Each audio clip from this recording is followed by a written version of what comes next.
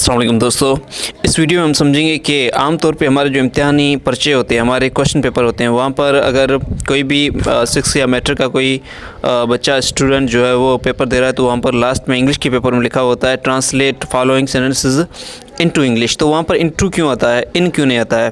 तो आज हम समझेंगे कि इन और इनटू में क्या फ़र्क है, क्या ट्रांसलेट के साथ इनटू लगेगा या इन। तो इसका बाकायदा ग्रामर के हिसाब से मैं आपको जवाब दूँगा।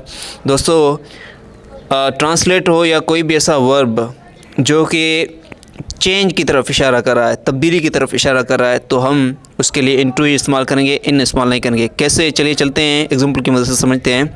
सबसे पहले हमारे पास सेंटेंस है ए सेंटेंस है translate these sentences in English. Translate these sentences in English, तो ये जुमला आपका वो क्या है, रॉन्ग है। Translate these sentences in English, ये सेंटेंस आपका रॉन्ग है। लेकिन अगर आप इसको यहाँ से जो है इन की जगह अगर ये ऐसे रखते हैं, बी सेंटेंस है translate these sentences into English, तो ये आपका राइट है। यानी अगर आप ट्रांसलेट के साथ इन रखेंगे तो ये आपका गलत हो जाएगा, आपको इंटू रखना पड़ेगा। अब इंटू क्यों रखना पड़ेगा, चलिए उस पर बहस कर लेते हैं। ये उसूल याद रखना, the verbs suggesting a change are always followed by into not in. आपने हमेशा जहन में रखना है ऐसे वर्ब जो हमेशा तब्दीली का जो है वो तब्दीली सजेस्ट करें, उनके साथ आपने हमेशा इनटू रखना है, इन कभी नहीं रखना है। अब तब्दीली कैसे आई वो समझते हैं। फ़र्ज़ करें जुमले इंग्लिश में लिखे हुए थे, ठीक है, या फ़र्ज़ करें चाइनीज़ में लिखे हुए थे या उर्दू में लिखे हुए थे। आपने उसके ऊपर लिखा 5 जुमले लिखे थे उर्दू में और आपने ऊपर लिख दिया कि चेंज इनटू इंग्लिश। अब वो जुमले जब चेंज होंगे तो बाकायदा वो उनकी पूरी स्ट्रक्चर चेंज हो जाएगी, यानी अब वो उर्दू वाले जुमले उर्दू के नहीं रहेंगे, अब वो इंग्लिश के जुमले बन जाएंगे। तो एक मुकम्मल तौर पे उनमें तब्दीली आएगी।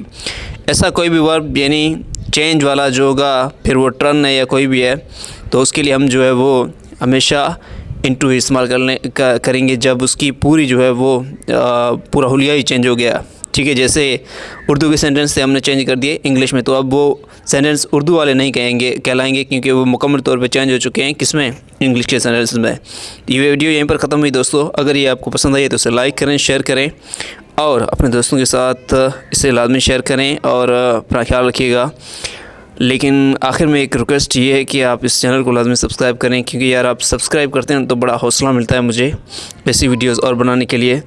और अगर ये बात अभी तक नहीं समझ में आई तो आप मुझे कमेंट्स में पूछ सकते हैं, लेकिन फिर भी मैं आपको लास्ट में बता देता हूँ, ऐसे वर्ब जो किसी तब्दीली की तरफ इशारा करते हैं उनके साथ हमेशा इनटू लगेगा, इन नहीं। अपना ख्याल रखिएगा। अल्लाह हाफ़िज़।